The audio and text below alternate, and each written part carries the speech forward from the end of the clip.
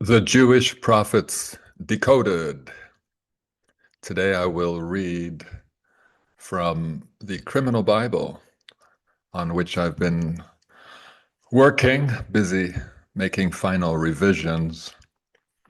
Somewhat painstaking.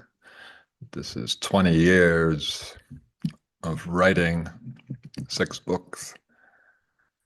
And yes, revisions have been frequent as insights, discoveries have not ceased, not until, well, I think it all makes sense now. So that's why I'm saying final revisions.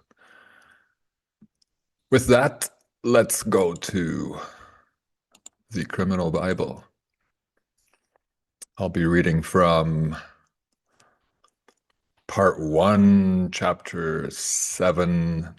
This book has well over 20 chapters, each organized into subchapters. It's a highly organized book.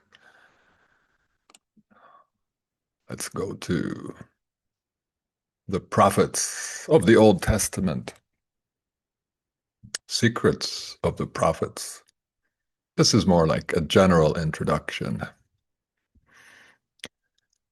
The key event for all the Jewish prophets is the exile of the Jews from Jerusalem to Babylon.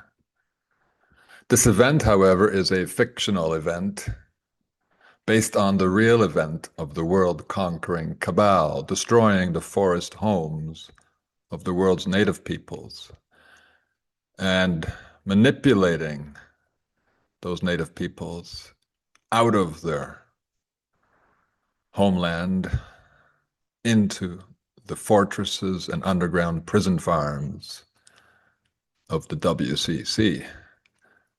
This horror probably continued for centuries as the WCC developed their technologies and strategies, and their empire spread over the earth, their native culture conquering empire. Some of the fake Jewish prophets lived before the fake exile of Jews to Babylon, and some lived during or after the disaster. The prophets always blamed the Jews for this disaster. Therefore, they constantly call the exiled Jews to become morally accountable and spiritually renewed. This message serves to brainwash Jews and readers into believing that we are always the reason life sucks. Where have we heard that reasoning before? In our modern context, people say life sucks because we are sinners, didn't go to university, spend too much money, and so on. How little life has changed. The prophets never blamed the exile on the fact that a tyrant named Nebuchadnezzar of Babylon forcibly exiled Jews from Jerusalem into Babylon. No, don't blame the tyrants, please. Instead, they accuse all Jews of being immoral and idolatrous. Another problem with the prophets blaming Jews for their misery is that they neglect to denounce taxation, market monopolies, discrimination, expensive wars, and unsustainable agricultural practices. The prophets pleaded for repentance and promised redemption and universal peace. It's the same rhetoric we get from Christian priests and political agents.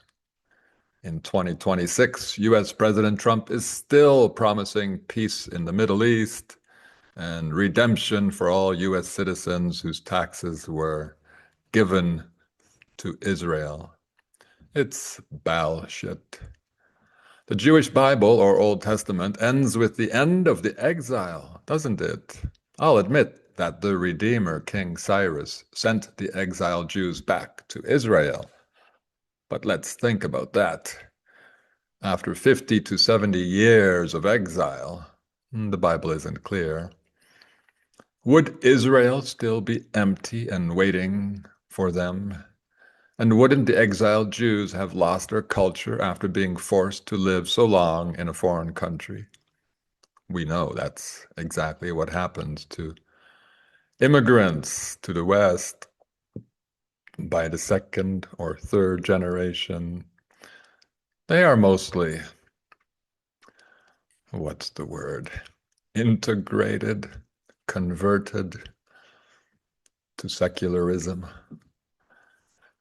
Instead of condemning Nebuchadnezzar, the prophets fiercely condemned the exploitation of the poor, the weak, and the marginalized. However, their fierce words are meaningless, pure rhetoric. They did nothing and did not tell the exploited poor people that they should abandon Babylon, all their cities, Jerusalem included, and make nature and reason their masters. They only paid lip service to the poor. Politicians spout the same feelings and likewise would not dare to encourage people to quit this civilization. However, poverty and injustice will not cease to exist until we stop depending for our survival on the economic system created and controlled by our enemies, the very people who profit from injustice. Additionally, the Jewish prophets insist that rituals and sacrifices to God are meaningless if unaccompanied by righteousness, fairness, and charity. Again, why should we be fair if the ruling class is inherently unfair? Of course, the Jewish prophets never speak about class differences because they don't want us to understand that a ruling class exists and that the ruling class exploits us. The Bible's authors, as WCC members, knew that they sacrifice us literally and economically, and they don't care. They didn't care how we sacrifice our wages to their taxation and usury monsters. They don't care whether we pay with righteousness, fairness, and charity, or with resentment, disgust, and contempt, so long as we pay. In fact, the ruling class does not feel guilty for exploiting us because they are sadists. Moreover, since we depend on and even enjoy the world they created for us, they don't respect us. They are like shepherds who believe that because they bred, fed, and sheltered their sheep, they have the right to sacrifice them, meaning us. The prophets claim that the exile to Babylon was God's way of punishing the Jews for their immorality and idolatry. Of course, the exile to Babylon is a fiction inspired by the reality that the WCC exiled millions of native peoples from their forests and condemned them to live in their fortresses. From forests to fortresses. And into their subterranean prison farms. The Tower of Babel, also equals Babylon, represents a fortress tower like the misnamed monastery of St. John on the island of Patmos. All fortresses were filled with natives of various tribes that sometimes spoke different languages. Hence, the Tower of Babel is really the Tower of Babbling. It's an English pun. We're not dealing with a Aramaic, Hebrew, Greek, Latin book. It's Western European. As I demonstrated in the Encyclopedia Comedia, the world is dotted with hundreds of fortresses that were used not as defensive structures, but as prisons for natives. Lastly, the prophets consistently offer hope by promising that if the descendants of the original Jewish exiles turn away from their sins and return to God, mercy will prevail in the form of a messianic age characterized by a restored Israel, the return of the exiles to their land, and the rebuilding of Jerusalem. These fictions are based on the fact that at the time the Bible was being written, the WCC did or planned to release the descendants of the native peoples they exiled, imprisoned generations earlier. However, the descendants of those original natives had lost their native traditions. So when they were returned to the land, they did not know how to live like their native ancestors. So we were easily tricked into serving the agricultural, industrial, monetary slavery system designed for us by the WCC. Next subchapter, the lost native tribes. The secret fate of the world's native tribes is the basis of many stories about the tribes of Israel. The Bible twists native tribal history into Jewish fake history. Thus, it alleges, for example, that the majority of the 12 tribes of Israel simply disappeared and got lost.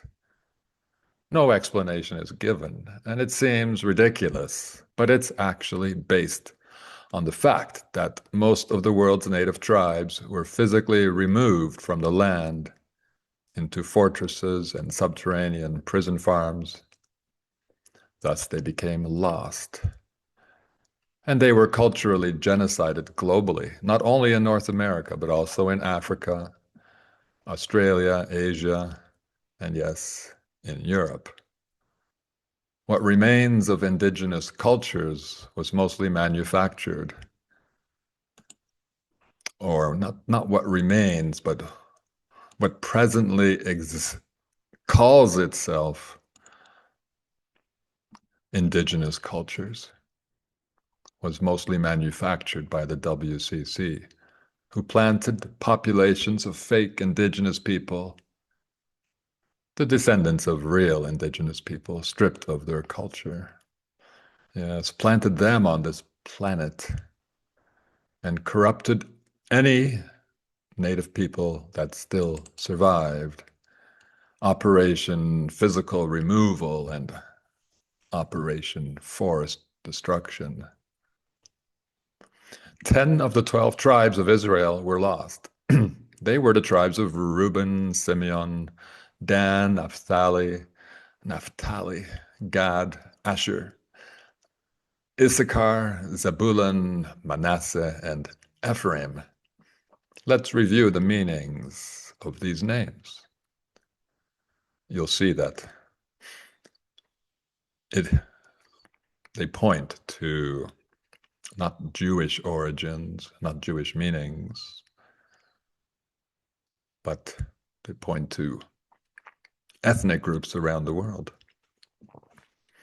Reuben and variations of his name are common throughout Europe, not the Middle East. Reuben represents the tribes of Europe. Simeon or Simon is common throughout Europe, not in the Middle East. Zebulun is a fictional name. However, if we subtract the letters Z, U, L, U, we spell the name of a South African tribe, the Zulu tribe. And the remaining letters are E, B, and N, which can spell Ben, which is both a European and a Jew name. Issachar is a variation of Isaac, a European name. Dan is a European name and is short for Daniel. The tribe of Dan, also known as the Danaanites, are literary corruptions of the Thoth, the Danaan of Irish mythology. Gad is a variation of Ged, the Egyptian god of creation, whose name was derived from the European name Jeb. Asher could be related to the Swiss name Escher and could have a feminine derivation in Ashley, another European name. Naphtali is a near anagram for Italian, which is related to Latin, and according to Latin authors of the Roman period, naphtha was a highly flammable form of petroleum first found in the Arabic region. Coincidentally, Ali is an Arabic name. Ephraim, Joseph's son's name, has a Catholic origin in Afra, but it's also linked to Africa and the Egyptian god Ra. Ra I am. Yes, we'll add that. Manasseh has precedent in two 9th century Khazar kings named Manasseh. The imaginary Khazar Empire straddled Eastern Europe and Western Asia. This analysis of Jewish tribal names reveals that the authors linked Jewish names to European, African, and Asian names, which supports my interpretation that the Jewish story is coded to refer to the secret history of the world's native tribes. Next subchapter, the native nations of the world. The prophets often speak of God's wrath against the nations. Isaiah denounces Babylon, Assyria, Moab, and Egypt, and in Isaiah 34, he speaks of God's universal wrath being poured out upon all nations. Jeremiah denounced foreign powers such as Egypt, Philistia, Moab, Ammon, Edom, and Babylon. And in chapter 25, he is instructed to take the cup of God's wrath to all the surrounding nations. The prophets Ezekiel, Micah, Amos, and Obadiah denounce various nations. Originally, the word nation was synonymous with the word tribe, and it remains synonymous in Canada, where native tribes are nations. This is logical because nation was derived from native and natal. When God spoke through his prophets against the nations, the tribes, native peoples, the authors meant the original native nations and cultures that existed on earth. They were destroyed before the Bible was written, probably by the end of the 17th century. Secondly, maybe the authors also meant God, really the WCC, would destroy the sovereign or modern nations which they created and we presently live in. They are really illusions. There are no sovereign nations, as I've explained in twice, I think. Once with Fakeology and once for Republic Broadcasting Network. Let's examine a few of the prophets' denunciations. Here is one that follows on the heels of God's denunciation of all nations. Quote, when my sword has drunk its fill in the heavens. Nice stuff. It will descend upon Edom for judgment. How do you judge someone with a sword? No, you kill people with swords. None of this makes much sense literally. Upon a people I have doomed for destruction. The Lord has a sword covered with blood. This is not figurative language, is it? It is soaked with fat from the blood of lambs and goats. That might be figurative. Goats, young goats are kids. Hint, hint. From the kidney fat of rams, for the Lord has a sacrifice in Bozrah, a great slaughter in the land of Edom. Wild oxen will fall with them,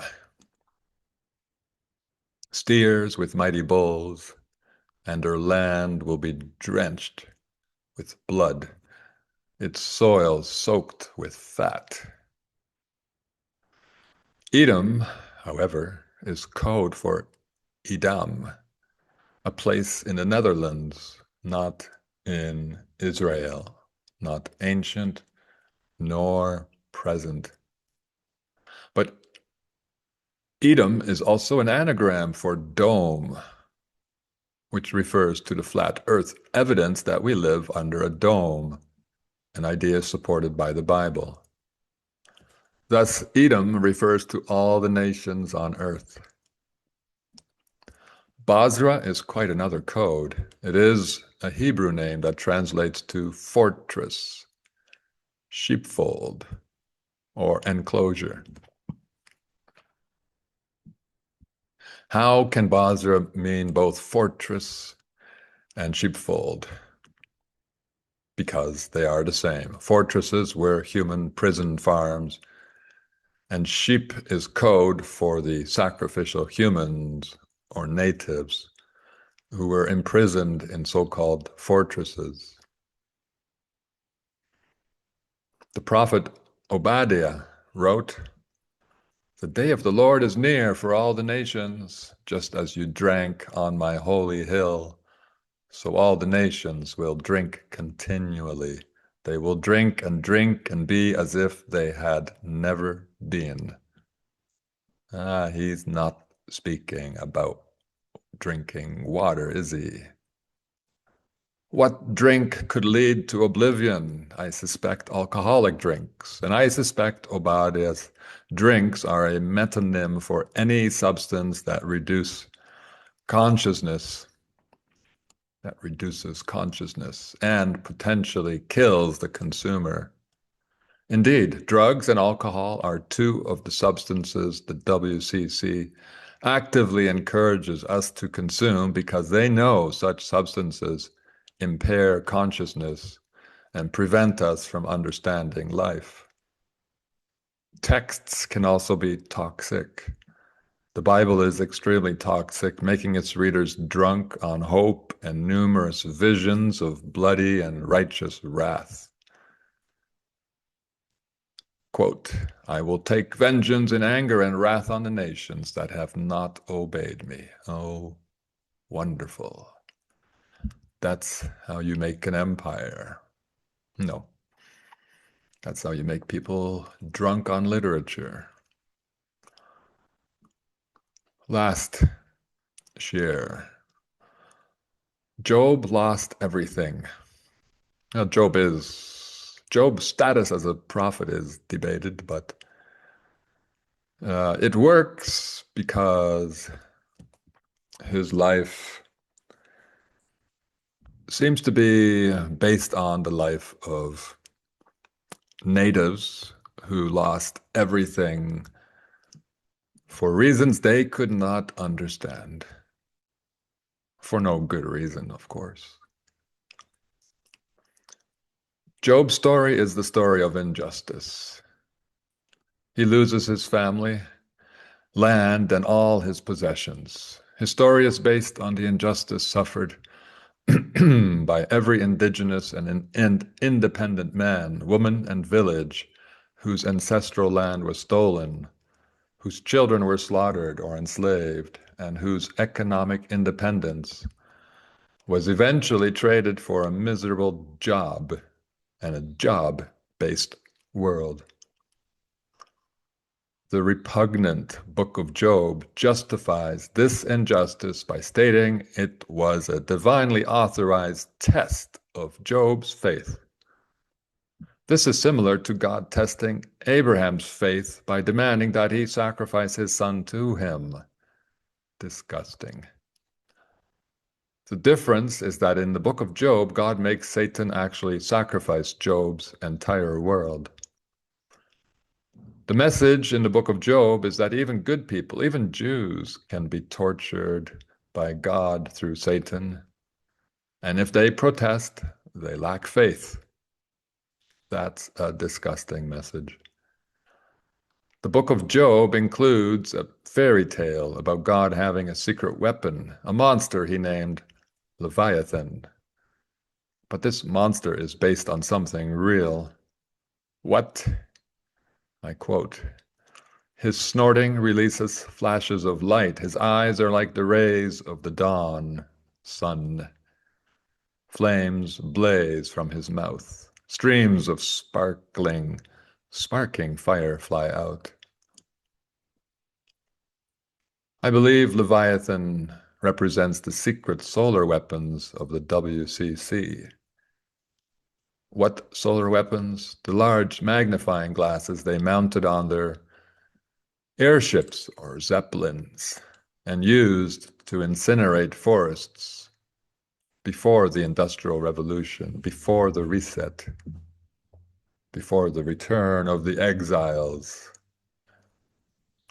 This global operation destroyed the ecosystems that sustain native peoples, causing them to lose their hunting grounds, hunting and gathering ground, their forests, and all their possessions, and leading to the loss and slaughter of their children. Leviathan has skin like armor, just as old airships had solid skins, not mere fabric covers like hot air balloons and blimps. Leviathan, Leviathan, is a curious name. It starts with the name of the father of Israel's priests, Levi of the Levites. This connection helps support my interpretation that Leviathan represents an armed zeppelin. How? Because the Levites were tasked with the job of carrying, lifting, or levitating the Ark of the Covenant, which contained the two stones of the commandments. In fact, the zeppelins were used to lift and move the heavy megalithic stones over land and up mountains. So now we can stop wasting time wondering how some of the world's megaliths were built.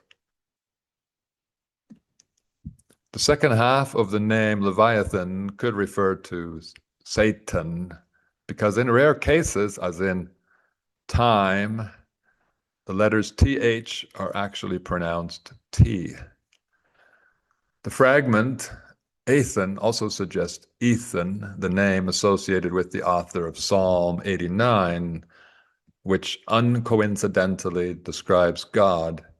In the same terms, God described Leviathan in the book of Job as a thing with unequaled physical strength and no brains. The name of another monster, Behemoth, is used as a synonym for Leviathan. Why does one monster need two names? To help confuse the readers. Why does Behemoth eat grass like cattle? Did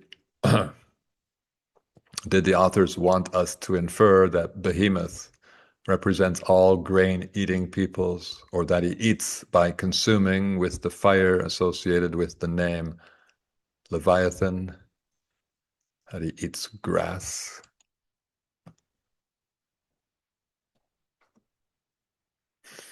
Confusion is one of the means by which the WCC wastes our time and controls us. So yes, at times it seems the Bible's coded text simply dissolves into confusion, which they didn't mind. Lastly, why was Job named Job? Because after losing his herds and his land, he, or rather his descendants, must find a boss and a job. The job theme is also evident through Satan, whose job was to test Job's faith. Well, that concludes my reading. Obviously, there's far too much reading and work to do. I believe I will read the last 3 or 4 subchapters of this chapter on the Jewish prophets sometime soon. Give me a little time to do some more editing and revising.